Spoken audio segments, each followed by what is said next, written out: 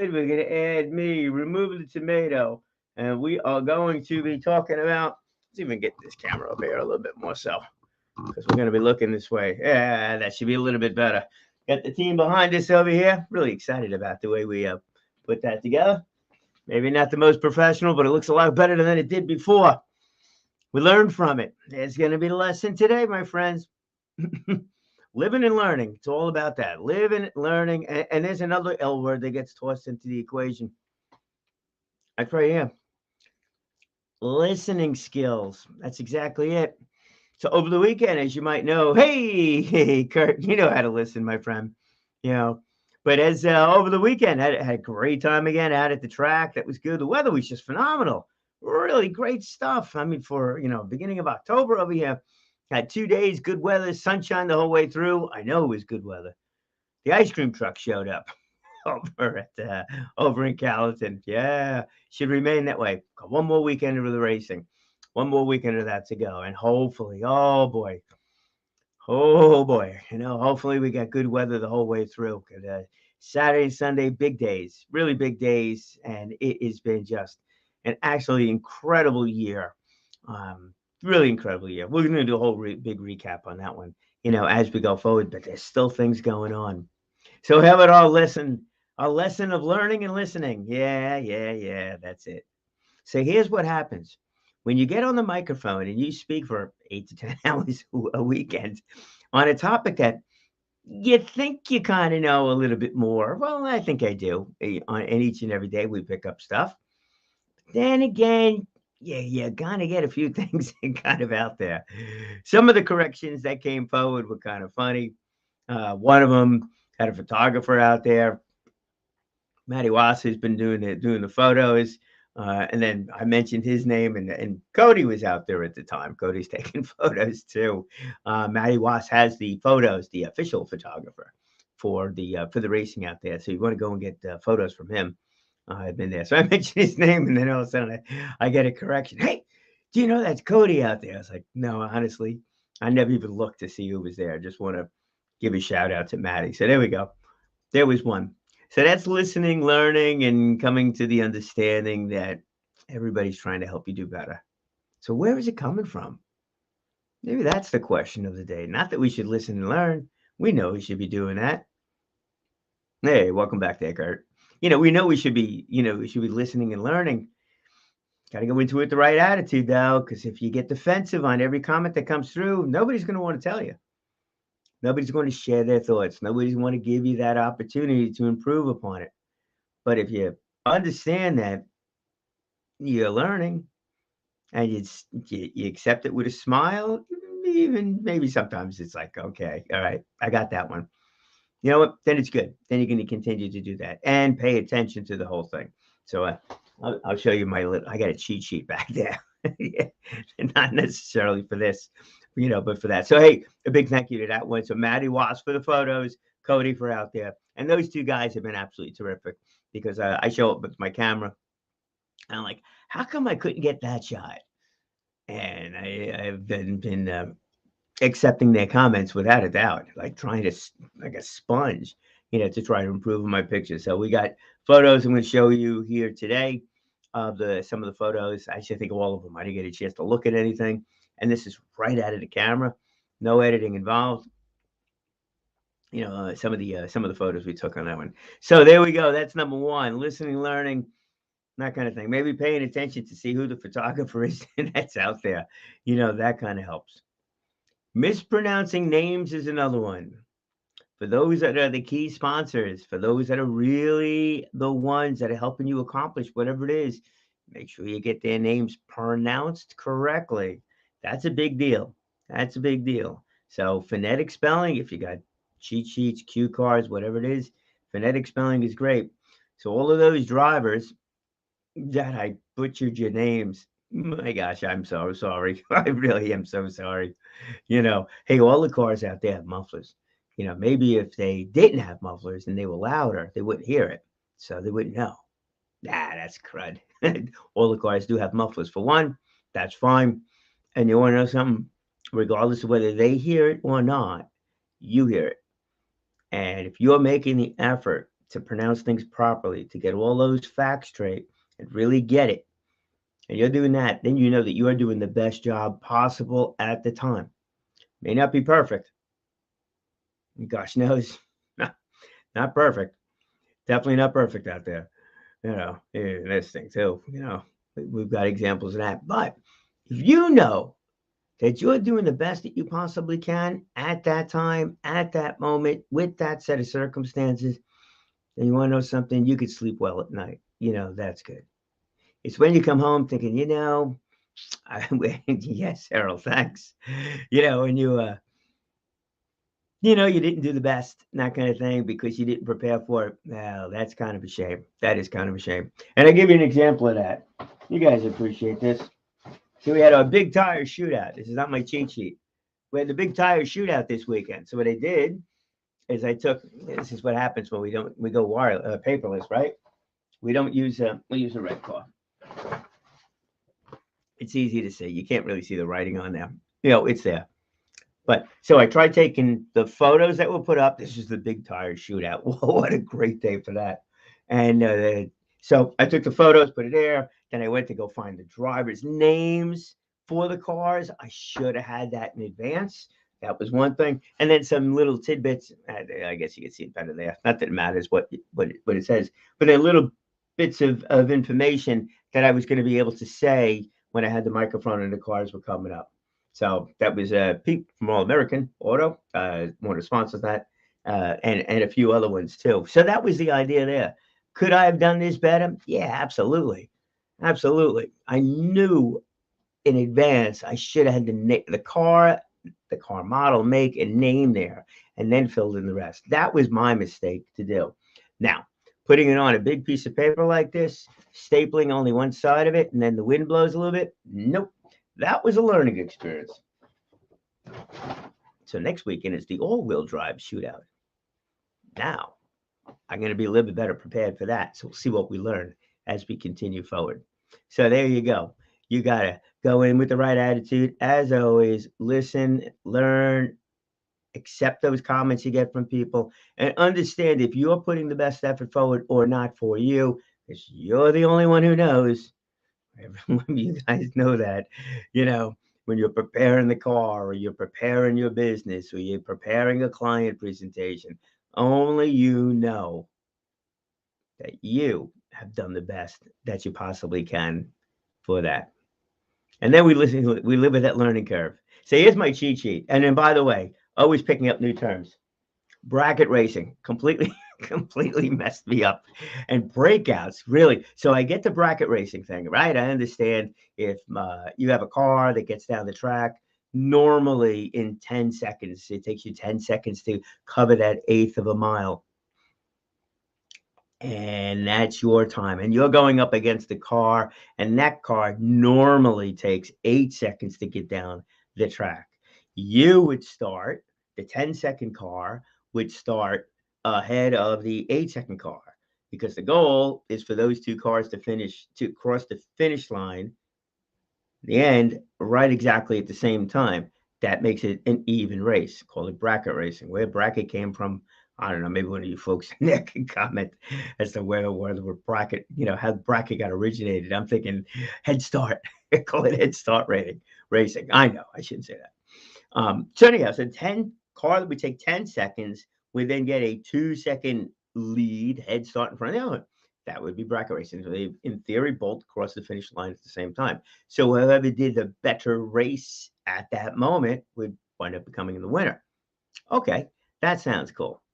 Then we get this word breakout tossed into the equation. One car broke out. Guys, I got to tell you, ladies, huh? I was kind of perplexed on that one. So, Pete was there to kind of explain that one whole through. And then when you get a red light and then the breakout and then both cars, I was like, wow, that was kind of nutty. So that was it. So there's a new term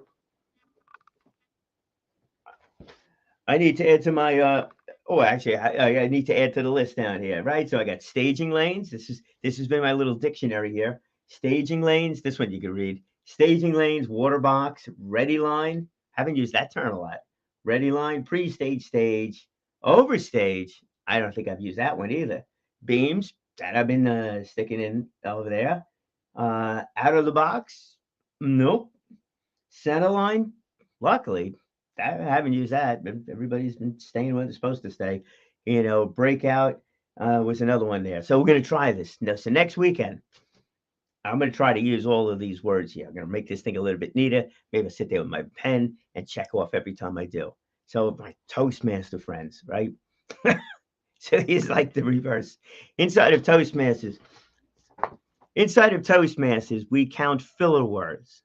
So filler words would be words like and, like, the words that you would use when you're looking for something to say and you don't want to have just dead airspace where there is no sound. So you would say, today we're going to be talking about the weather. Would be a filler word. So this is going to be my reverse filler words. And we can count it. Maybe we'll record. I can't really record the whole thing, but these will be our reverse filler words. So how many times do you think over the course of next weekend, Saturday, Sunday, weather's going to be good both days? Please, staging lanes, water box, ready line, pre-stage, stage, overstage, beams, out of the box, center line, and breakout. Let's see how we do. All right. So there you go. So Errol, Kurt, rest of the team. While you're there, you can have your little scorecard. Maybe I'll give you a scorecard. We'll give everybody a scorecard. That'd be an interesting thing to put on the back of a business card. Little scorecards. Words that Brian used today. Oh my gosh, that'd be too fun. All right, anyhow, let's see. We're 12 minutes into this thing. Let's go take a look at some of the photos. Now, one, I didn't have time to edit anything. Normally, I'd even pull out the photos that look better, the rest of it. So they're all there. We'll skim through this, pretty darn quick. And maybe one of these we'll put together an album. And there's a few albums I'd like to put together. One of them being the multi-generational families that are out that attend these events. Really want to show the rest of the world, that not only is this family fun and it's great, great showing up over there with the food trucks, things like that. In fact, we even had the 10 and under kids out on the track, with no cars involved, on a track to learn about, what that launch pad looked like and rubber and all the rest of that kind of stuff. So that was really great. And, but yeah, get the kids out there to be actually on the track. So that was kind of cool. And the family fun, but also the families and multi-generation of families that are racing. And this weekend, some of the junior dragster groups, teams, families will be out there. So I know you got quite a few of those multi-generational families will be there, that multi-generational idea. So maybe one of those sports drinks get going. There we go. So here we go. So on one of the sports drinks that shows up, we should chat with G Fuel. We'll talk a G Fuel drag racing drink or something like that. Keywords that Brian does not use as often as he should. That'd be kind of funny. That would be all right. All right, let's get to these photos. All right, there's no laughing out loud. All right, there's a reason why you can't hear you. There we go. So let's go to present, share screen. Let's go here, window. Yeah, that was what it was. Window. Here we go. Boom. And I kind of explained this stuff out pretty quick, but definitely want to move along, fairly quickly here. So this is the beginning. When you come in, the cars need to go through tech. That's what the vehicles are on the far right-hand side of the photo, and the left side. And this is what I got a real kick out of. And there's actually a bunch of stories in here. It's like, well, how do you bring multiple vehicles to the track? Get yourself the biggest truck you can find and put them all on the back of it and bring them down. And that's actually this whole photo is like a perfect example of the wide variety of vehicles not just cars, but of vehicles that show. You got that buggy over there in the middle, looks like could be kind of like, man, I don't even know if really street cars in there, but certainly changed up. The gentleman in the middle in the grayish car, he actually put I think I got that one right. This guy actually put this thing together over the last couple of weeks, last 2 weeks, in order to bring a car down here.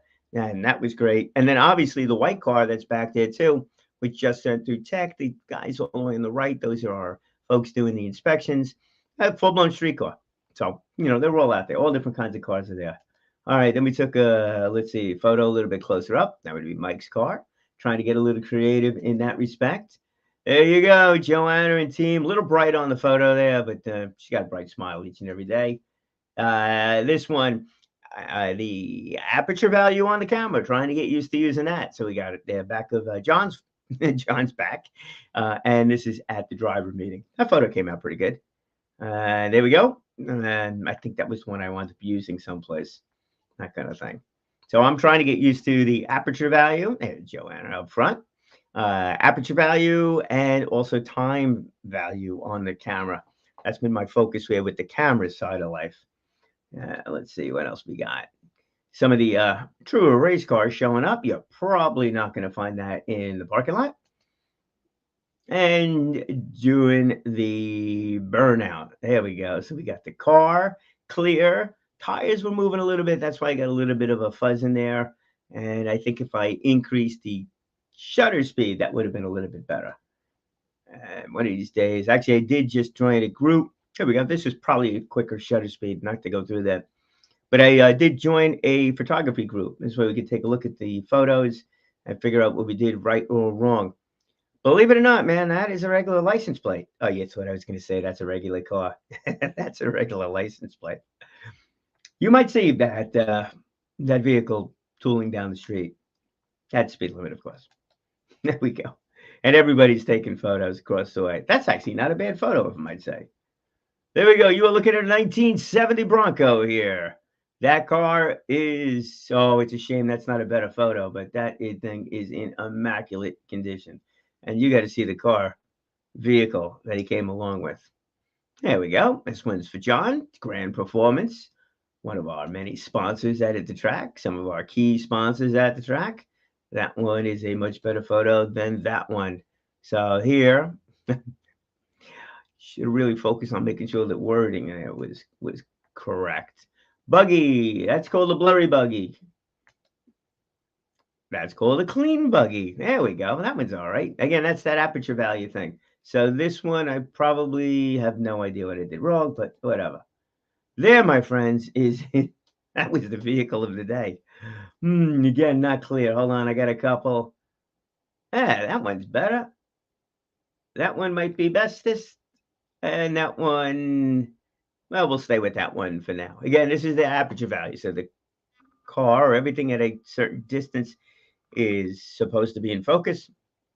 And then it blurs out, the background with the people there. That thing is one homemade vehicle of sort. That's just something else. Something else seeing him going down the track. And he went down the track. He didn't just drive down the track. He raced down the track. That was something else. So there's some videos floating around. Maybe we could capture some of those.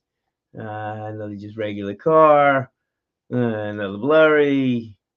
Another regular car. And some of this is to give you an idea as to the types of vehicles that we got racing along over there. And also, I think this was 2 women, one in each car. Not 100% sure, but obviously that one will be over here. Can't tell on that side. Oh, that is the, I mentioned about the cars doing a normal 10-second down the track or 8-second. That was the figures that they were using. I forgot the term. Thanks. 8.41 seconds is the normal time. You guys want to chime in on that one? That would be terrific. We'll go. There's a couple other photos to go along with that one. There's another beautiful car. You're not going to see that car driving down the street anytime soon. But at 1/8 of a mile, 1/4 mile track, there we go. Much better. Yeah, without a doubt, which is really nice. We had some company come down there this weekend too. That's big old Chevy. Another photo of him. There we go, hanging out in the car. I think I got one. There we go. That's a little bit better. You know, one of the things, not to use him as the age side of things, but he's not 20 years old. But it's pretty wild to see. I wonder if it's his original car. Why? I was fascinated by that one, huh? And the age difference between the drivers that were out there is just really absolutely, incredible. You know, you get the junior dragsters that are as young as 6, but I think 8. Jason Delray was down there this weekend. We'll see what next weekend. I think we get a little bit younger. We shall see actually who shows up. But Jason, we use him as the example on that one. Uh, he's down there at you know 8 years old, and then you have some of the other drivers that are a little bit more in the mature category. So you got quite a disparity in years of the drivers, quite a disparity in years, makes, models, etc. of the vehicles going down there too. There's Pete. We got the racetrack, not street emblem on that one, and there is the street.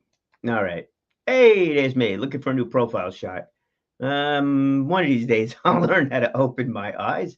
There's your for you Toastmaster folks. Look at that. 1, 2, 3 photos. Hey, at least I smiled at all of them, but be nice. I think that's the clearest one, right? Yeah, that would be the clearest one. So we'll use that as the new headshot. Next time, maybe we'll open the eyeballs. There he is. This car, this guy, he's been helping out in the tech area, I think, every day. I believe it's every day. This car has driven at, I think, many, if not even all, the tracks over the years here on Long Island.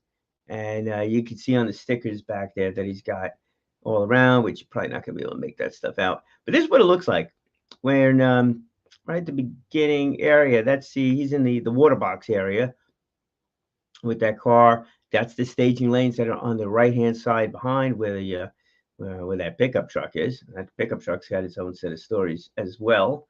And he's waiting. He's getting ready to stage the car. Definitely really, really thrilled he was able to do this. And you can see this is not a regular street car. Let's not kid ourselves. It's a street car. It's just not regular. It's a beauty. Really good. Glad that photo came out nice and clear. That was good. And it's a little bit further along. So he's waiting to come up to that pre-stage area that right by his wheels in the back. That's where that water box is. Center. Let's kind of move this along.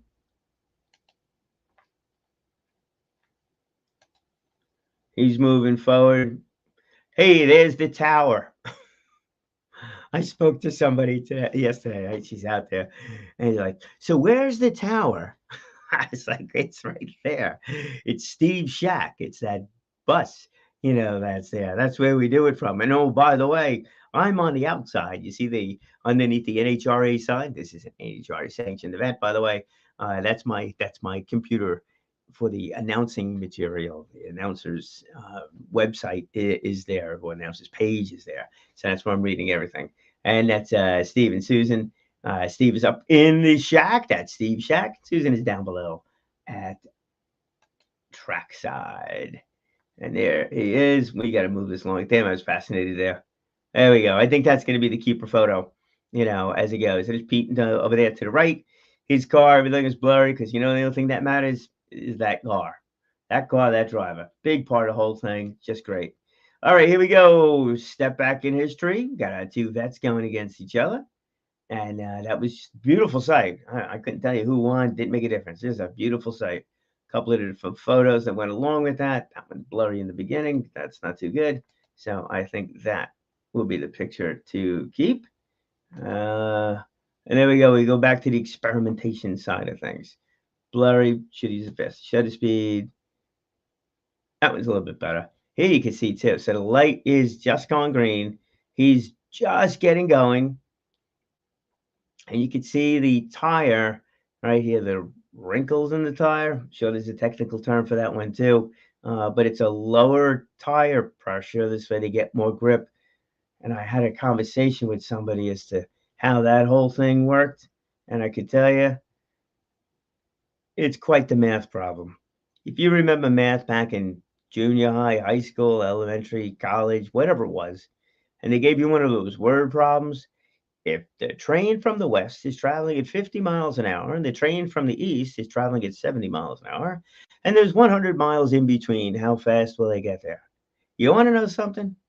I can't answer that question, but I come nowhere near answering the question over here about tire pressure used, gear ratio used, the amount of power or that they're using on these cars, once they're heading, to get the car launched on the beginning side of it too, because you want to get the most amount of traction immediately, right then and there, right at the start. And this way the cars get going really super quick, the reaction time, all everything else that factors into it. But there's so many variables that get caught and tied into the whole thing, including that burnout. It's always cool to watch, right? But even that burnout thing, I saw some of them went around the water box area, didn't do one at all. Others did it really quick. Others did a little bit longer. Others did it, and then they got out of the water area, and then they did it again in more of the drier pavement. What's the strategy? I'm beginning to think it's with everybody. He's got their own thing. And then also deep staging. There's another word for you too. Charlie started explaining that to me. So DEEP, that's deep staging. I'm not going to explain it to you. We'll save that one for next week. Maybe we'll be able to do that one. There we go. Got a little bit better. Faster shutter speed. Get the tire smoke. You can still read the word Hoosier. That tire is spinning. That is a wheel in motion. So that might be one of my better of those wheels in motion kind of photos. And we're back to a few others over here. That's our staff volunteers, call them what you will, but you can call them Long Island Needs a Drag Strip Team. And you could call them anytime you want, or you better yet see them. You can see them down at the church, Patchogue. It is at, they're got to check to see how much longer. It's getting a little chilly out there. But one of the churches in Patchogue, they're there every Tuesday night until it ends at the end of the season, and for the car shows, and they get a huge turnout over there. There we go. There's a nice looking photo. That worked out pretty well. I think we maybe opened up the aperture value, so we have our Mr. Long Island Needs a Drag Strip guy in clearer focus. And the rest of the team out there. And I don't recall why everybody was watching that one so intently. Normally, you don't get that many people showing up in the beginning. And then, we're going to be right down to the end over here. Jason Dobry, driving the Spoiled Rotten. That is one of the junior dragsters. That gentleman is 8 years old and has been racing for years. I actually just love that. 8 years old, and he's got years of experience. 8 years old. The heck was I doing when I was 8 years? I didn't even think I was on a bicycle yet. I was probably on a big wheel. I don't know. What was the big excitement? Going down the slide in the playground. There you go. With my eyes closed. Maybe that was it. Not driving a car. I'm sorry. Let's be clear about this. Not piloting a junior dragster vehicle with an NHRA license. Yeah. Every one of these drivers have or are looking to earn their NHRA license in order to drive these cars. There's different stages that they go through, this being one of the stages. Vinny Montecalvo, at the age of 13 over the weekend, has earned his junior street license. He was going for his junior street license. I assume he earned it, but I'm assuming, so let's get facts straight. Again, we're going to practice those listening skills. Don't say anything unless you really know it to be, or let it be clear that you believe it to be the truth. But anyhow, that is Jason Dobry piloting his vehicle down the track. And I'm kind of hoping that this weekend we get a few more cars, a few more of the junior dragsters showing up. So Saturday should be an unbelievable day. There we go. I think if we kind of crop that a little bit, I mean, nice and even, just missed the nose there. He was moving at the time. And that's why that's my excuse for missing it, over there. And that's it. Anybody know that guy? We're gonna end on that. Sorry, I didn't get you clear though. That's a shame. But look at it. He's got his little water gun. He's playing with his water. Now he's putting water into the water box. Let's be serious about that. I don't want to say he's playing with his water gun. All right, we're back here. Let's end this thing here. Is he playing with his water gun? I don't know. What do you think, Errol? You were watching him all day long. Was Chris playing with his water gun? And then he also orchestrates like a. No, it doesn't sound right. It's right. No, absolutely not. But it's also fun watching him. So Chris is Joanna's dad. You know, when Joanna comes up with the with her car and she's doing the burnout, you can see, you know, Chris, oh, go more, go more, go more, go good. Tell him to stop. It's kind of interesting. That's another one. Want to get that one on video. And I did shoot a video this weekend. Want to see how that one came out. I have no idea. First time I did it, not good. This time, I don't know, maybe a little bit better. So I get how those folks, you know, with budgets, whatever, have these cameras on wheels. This way you don't get the camera moving up and down. So mine was all over the place. All right, so look, I'm a little bit over. Want to end this one over here, guys. Thanks for joining. Yeah, Kurt, school you. You get to school me, my friend. Definitely appreciate, and I absolutely appreciate every comment. Hey, Doug, how you doing there? I didn't even know you were there. We got that wheels in motion shot. So took that name from you, my friend. So thanks on that one. I really, truly appreciate all of the comments that are being made, all of the help that has been there throughout this entire season. I mean, knock on wood, I've made every weekend. Very excited about that. I'd like to think that I've improved over that period of time, but I do know that whatever improvements I might have made, it actually comes from you. Really does. You know, it's greatly appreciated. I'm involved now in a sport that I really knew virtually nothing about prior to this whole thing. Knew of it, watched it from a spectator standpoint, sometimes, not even a lot. And now I've come to realize that this is one technical sport. It has got nothing to do with waiting for that green light and then hitting the gas pedal and going. Nothing. You start to look at these more powerful cars, the truer race cars, and I got some photos, and hopefully, you know, we'll get a few of them, you know, together. But it is incredible the equipment that's inside of this. There was one question I asked, and I'm going to end on this note. There was one question I had asked one of the drivers that's got all the equipment inside, and I couldn't even tell you what the names of this stuff is. And I had asked him, I was like, is there more equipment in here? Electronic pieces of equipment. We'll come up with better terms. You know, we'll fill up the other side of that folder, you know, next go round. But is there more pieces of electronics in this car, in this vehicle, than is some of the airplanes, especially the private planes, you know, the propeller planes and the rest of that stuff? Now, the person I asked didn't fly a plane, so he couldn't give me a real solid, absolute one way or the other, but I did see a big smile.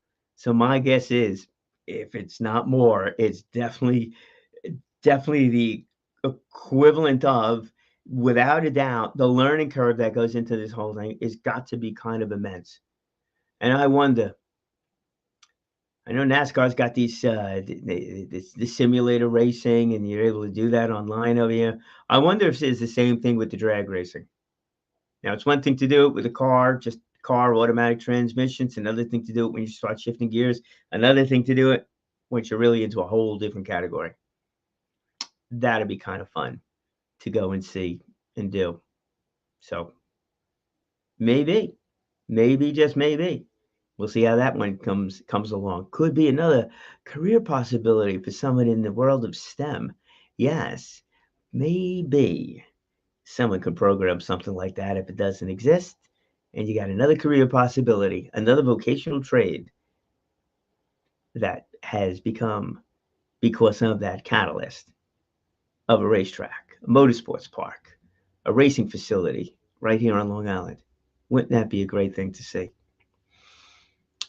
This Thursday, 2 p.m., 2 to 3 p.m., listen in on 103.9. I am not on air, but Pete Scalza will be, along with the supervisor, the Riverhead supervisor.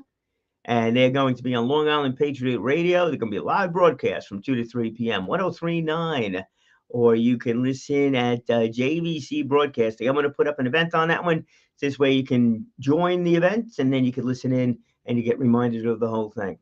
But let me remind you of one thing before I leave. Two things, I guess. One of them, you got to listen to learn, without a doubt. And you must speak well, speak often, and live inspired, because you will inspire others to do the same, even if they don't realize it at the time.